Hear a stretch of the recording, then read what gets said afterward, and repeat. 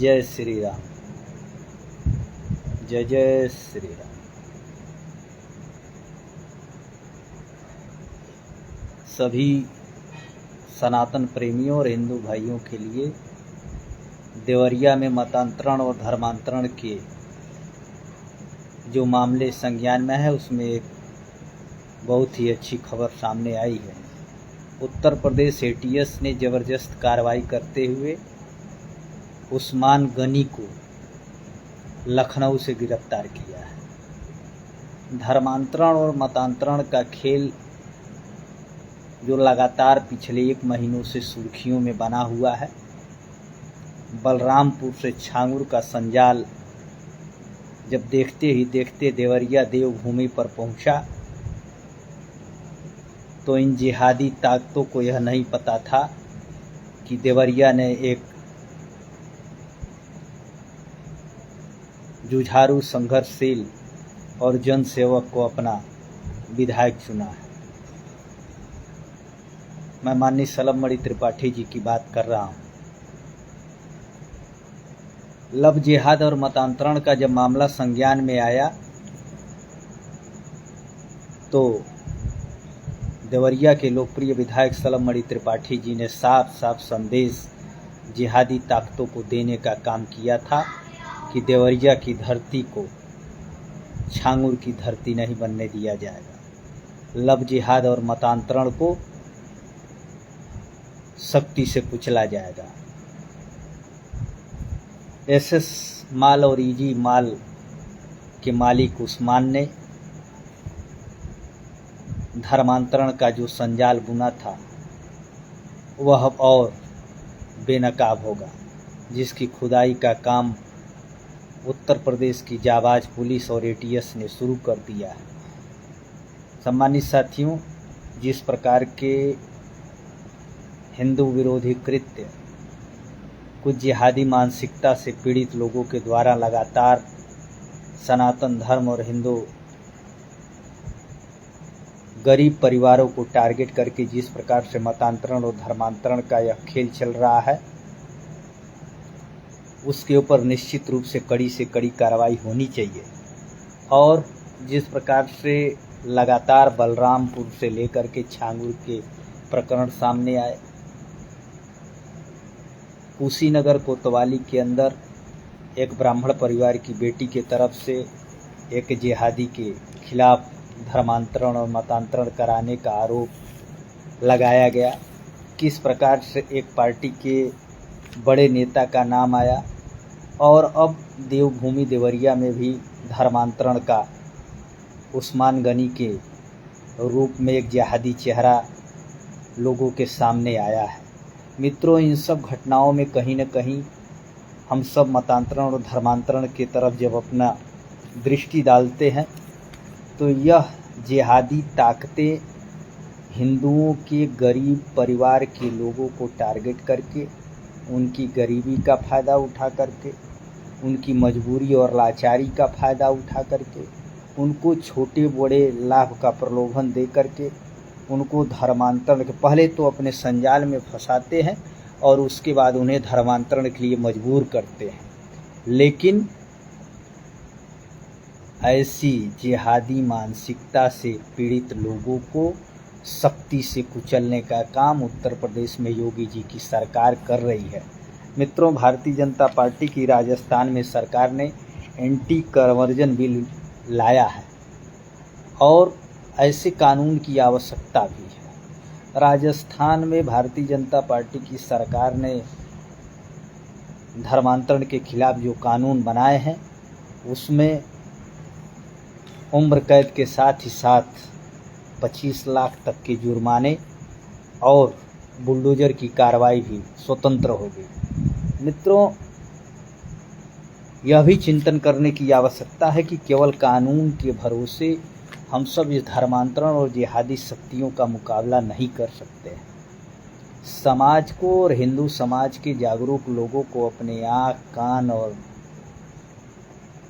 आसपास खुले रख करके गतिविधियों को, जिहादी गतिविधियों को तरफ नज़र रखनी होगी और जागरूक होना होगा। सरकार और शासन अपना काम कर रही है।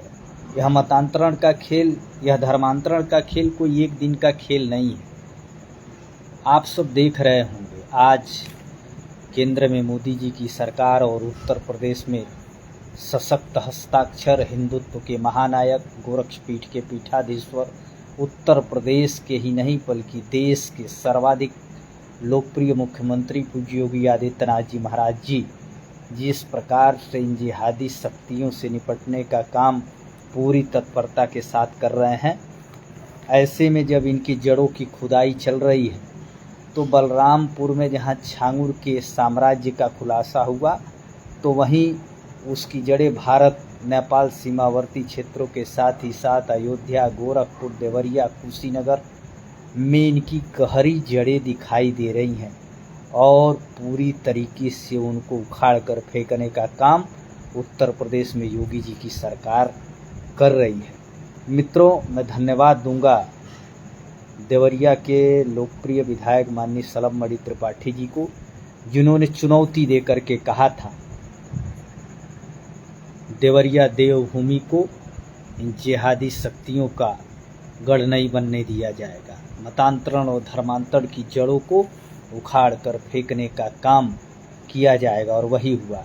एटीएस की तत्परता ने उस्मान गनी को गिरफ्तार किया। पूर्व में इसके साले की भी गिरफ्तारी एक माल में काम करने वाली हिंदू बेटी की शिकायत पर, उसके मतांतरण और उसके साथ दुष्कर्म की शिकायत पर इनके साले की भी गिरफ्तारी हुई थी। मित्रों, आज धर्मांतरण और मतांतरण भी हम सबके सामने एक बड़ी चुनौती बना हुआ है और इस चुनौती को निपटने का काम इतना आसान नहीं है।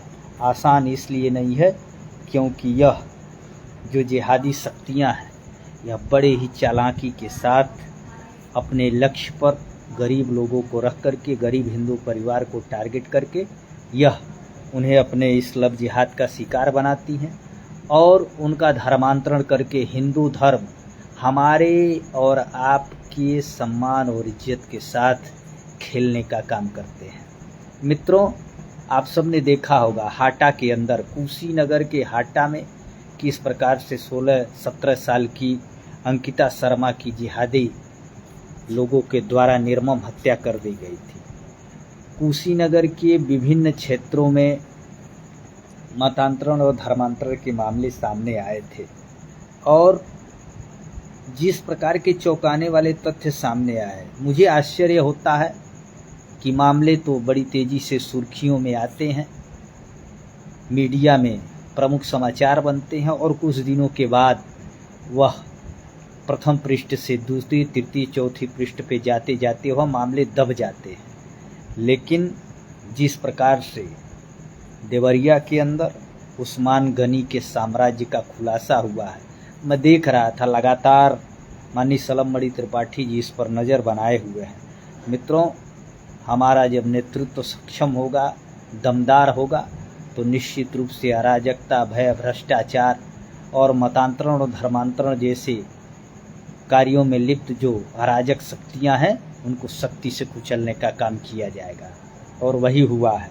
अभी आने वाले समय में देखना है कि ये उस्मान गनी के कितने इतिहास के पन्ने अभी पलटे जाने हैं और निश्चित रूप से उत्तर प्रदेश की सरकार और शासन प्रशासन के लोग इस कार्य को करेंगे। मैं सिर्फ एक बात आप सबसे कहना चाहता हूँ, जलालुद्दीन उर्फ छांगुर कोई सामान्य व्यक्ति नहीं था। लगातार हवाला के पैसों से गरीब लोगों को बरगला करके उनको अपने संजाल में फंसा करके धर्मांतरण का शिकार बनाने वाला जलालुद्दीन उर्फ छांगुर ने हजारों परिवारों को बर्बाद करने का काम किया। कुशीनगर में धर्मांतरण और मतांतरण के शिकार तमाम लोगों के मामले संज्ञान में आए हैं। हो न हो हम सबके बीच का भी कोई शिकार हो। मैं सिर्फ इतना कहना चाहता हूं कि जिहादी शक्तियां जन्नत की चाहत में हिंदू धर्म और सम्मान के साथ खेलने का काम कर रही है। आज हम सबको चौकन्ना रहने की आवश्यकता है, सतर्क रहने की आवश्यकता है और यह ध्यान देने की आवश्यकता है कि मस्जिद और मजार से निकल करके अब यह सीधे हिंदुओं के सम्मान पर, उनकी इज्जत पर डाका डालने का कुचक्र रच रहा है और इनके मंसूबे उत्तर प्रदेश की धरती पर कभी सफल नहीं होंगे। 2047 तक मुस्लिम राष्ट्र बनाने का सपना देखने वाला जलालुद्दीन तो सलाखों के पीछे है। उसके साम्राज्य के कई सिपाही, आप सबने देखा होगा जिस प्रकार से कंपनी का रूप दे करके, कारपोरेट कंपनी के रूप में धर्मांतरण और मतांतरण का खेल इन जिहादी शक्तियों के द्वारा खेला जा रहा था। लेकिन कहीं न कहीं जिस प्रकार की जागरूकता और जिस प्रकार की सक्रियता समाज में दिखनी चाहिए वह नहीं है। या तो हम निश्चिंत हैं कि हमारा नेतृत्व सक्षम है, हम एक मजबूत नेतृत्व में उत्तर प्रदेश और देश में उपस्थिति अपनी दर्ज करा रहे हैं। निश्चित रूप से योगी जी की सरकार ने जिहादी शक्तियों से सख्ती से निपटने का काम किया हो, चाहे भ्रष्टाचार हो, आतंकवाद हो या अवैध कब्जे हों, इन सब पर त्वरित कार्रवाई हुई है। लेकिन मित्रों, यह चिंतन का विषय है कि मामला जब सरकार और शासन तक, प्रशासन तक पहुंचेगा, तब हम उस्मान गनी जैसे दुर्दांत लोगों को ढूंढने में सफल होंगे। इसके बीच में बहुत सारी ऐसी घटनाएं हम सब के बीच में घटित होती हैं जिसके प्रति हम सबको भी सतर्क और सावधान रहने की आवश्यकता है। यह सौभाग्य है देवरिया का कि सलम जैसा नेतृत्व देवरिया को मिला है। सलम त्रिपाठी के बारे में लोग जानते हैं। सलम त्रिपाठी सदैव चुनौतियों से लड़ते रहे हैं। किसी के सामने झुकने वाला व्यक्तित्व सलम त्रिपाठी जी नहीं है।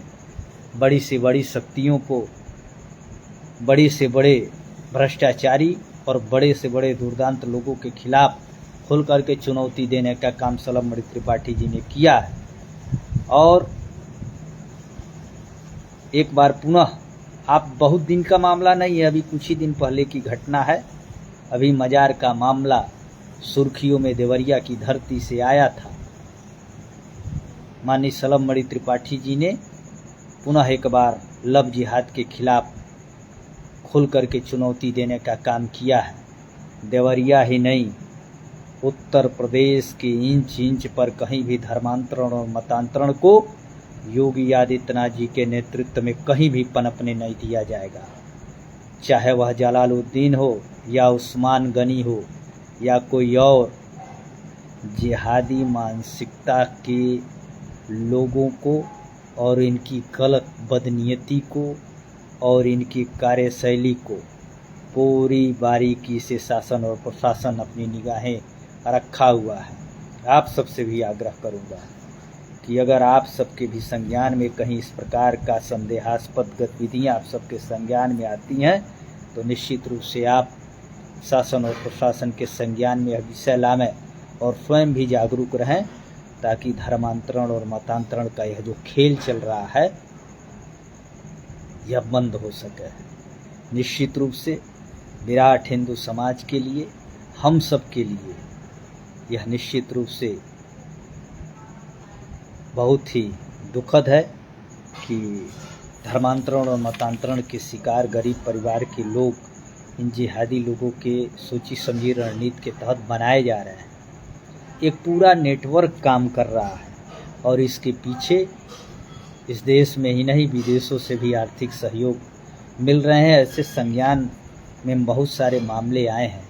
मित्रों, हम सबका सौभाग्य है कि उत्तर प्रदेश में योगी जी की सरकार इन जिहादियों के खिलाफ पूरी ताकत से और शक्ति से निपटने का काम कर रही है। मगर हम सबको भी अपनी आंखें खोल करके रखनी है ताकि उस्मान गनी जैसे लोगों को समाज के सामने नंगा किया जा सके। लव जिहाद और मतांतरण की जड़ों को खोदने का काम हमारी सशक्त पुलिस, एटीएस और इंटेलिजेंस के द्वारा किया जा रहा है। आप सब भी अपने आँखों को खोल करके रखें ताकि हिंदू समाज की कोई अंकिता शर्मा और कोई बहू और बेटी धर्मांतरण और मतांतरण की शिकार न हो। आप सबको जान करके आश्चर्य होगा कि दत्तात्रेय अब्दुल रहमान बन गया और गायत्री गुलशन बन गई। ये गनी का कितना गंदा खेल देवरिया की धरती पर खेला जा रहा था। शायद सलम मणि जी जैसा ताकतवर नेतृत्व नहीं होता तो यह मामला भी कुशीनगर, अयोध्या, गोरखपुर और बॉर्डर एरिया के तमाम जगहों जैसे मामले धीरे धीरे अखबार के पन्नों से सुर्खियों बन करके समाप्त होते। लेकिन मैं बधाई देता हूं एटीएस की टीम को जिन्होंने उस्मान गनी को लखनऊ से गिरफ्तार किया है, और उम्मीद करता हूं कि गनी का साला भी गौहर अली, जो पूर्व में शायद यादव परिवार की वह बेटी थी जिसने शिकायत की थी। यह दुर्भाग्यपूर्ण है कि जब धर्म,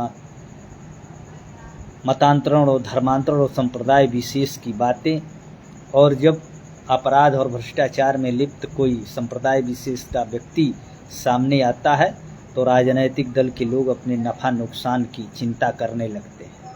लेकिन दुर्भाग्यपूर्ण है कि हिंदू परिवार की बेटी, मैं किसी जात के नाम नहीं लेना चाहता हूं, लेकिन जात की राजनीति करने वाले लोगों को चिंतन करना चाहिए कि हमारा धर्म, हमारी संस्कृति, हमारा सम्मान सुरक्षित है तो राजनीति होती रहेगी। कुशीनगर जनपद में धर्मांतरण और मतांतरण के विषय पर अन्य राजनैतिक दलों की चुप्पी भी आप सबको चिंतन करने के लिए एक बार संकेत देती। हम सबको चिंतन करना चाहिए कि आज भारतीय जनता पार्टी, योगी जी, मोदी जी के नेतृत्व में हमारी धर्म, परंपरा, संस्कृति सुरक्षित है और हम विकास के रास्ते पर भी आगे बढ़ रहे हैं। आने वाले समय में भी अराजक तत्वों को, धर्मांतरण और मतांतरण का गंदा खेल खेलने वाले हर जिहादियों को पूरी शक्ति के साथ कुचलने का काम किया जाएगा। मैं समस्त हिंदू समाज, समस्त साथियों से, आप सबसे भी आग्रह करूंगा कि धर्मांतरण और मतांतरण के खिलाफ अपनी आंखें खुली रखिए और इनके तरफ थोड़ी सी पैनी नज़र बना करके रखेंगे तो उस्मान गनी जैसे और भी चेहरे हम सबके सामने अभी आने वाले हैं। मैं पुनः एटीएस को उस्मान गनी की गिरफ्तारी पर उनके इस सराहनीय प्रयास के लिए भूरी भूरी प्रशंसा करता हूं और आप सबसे अपेक्षा करता हूं कि अपने समाज की इज्जत और प्रतिष्ठा, अपने हिंदू सनातन धर्म का सम्मान बचाने के लिए आप सब भी जो कुछ भी बन पड़ता है ज़रूर आप सब अपनी सहभागिता दें। जय जय श्री राम। गुरु जी को प्रणाम। कपूर भाई नमस्कार। आप सभी साथियों को, गोविंद पांडे जी को, आप सबको धन्यवाद। पुनः देवभूमि देवरिया को प्रणाम। माननीय सलम मणि त्रिपाठी जी को और एटीएस की टीम को उस्मान गनी की गिरफ्तारी पर बहुत बहुत बधाई। देवरिया का गौरव और सम्मान हमेशा सुरक्षित रहेगा जब तक सलीम मणि देवरिया के प्रहरी के रूप में आप सबके बीच में आप सबका नेतृत्व करते रहेंगे।